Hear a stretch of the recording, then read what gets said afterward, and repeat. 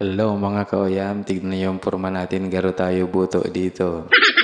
Yan, may lakad kasi ang Samoyang Team LBCC. Papunta kami sa Barangay Sigamot. Dahil hihilingin namin yung bagong swimming pool, private pool doon. So, andito na kami sa crossing ng aming banwaan. Dito sa San Isidro, Libmanan, Camarines Sur. Oh, ayan na. Malapit na tayo sa Tahaw. Oh, di ba? Magayonon dito. Oops. Ito pa. Papuntang Malinaw dyan sa Balyo. So, ito narating na namin ang duduman na namin. Kaya baliktad yung truck kasi nga lumampas kami. Malapit na kami makaabot sa Sipokot. So, ayan. Kailangan na naming bumaba. So, tignan nyo naman yung palaog. Ang ganda, oh. Diba?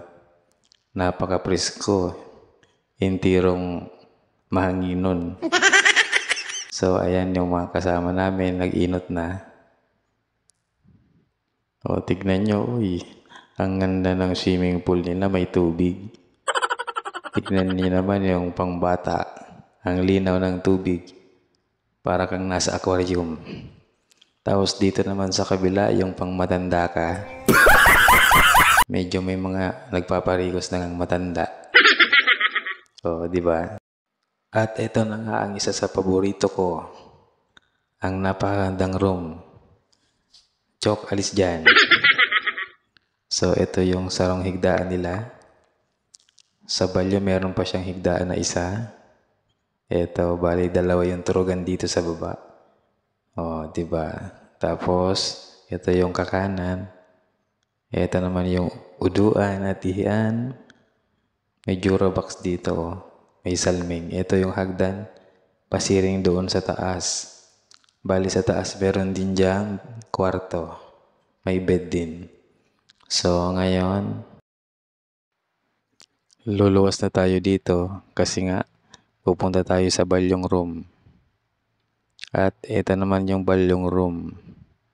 Bali, 3 room lang nandun. Ito naman yung convention nila.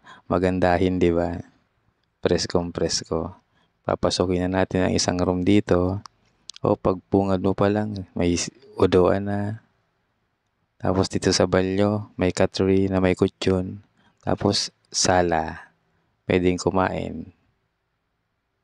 Tapos sa Balyo naman, si Kuya Brian.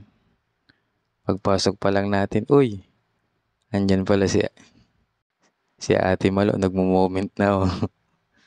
Ito yung bed, tapos yung sala, kainan. Tapos dito naman sa Balyo,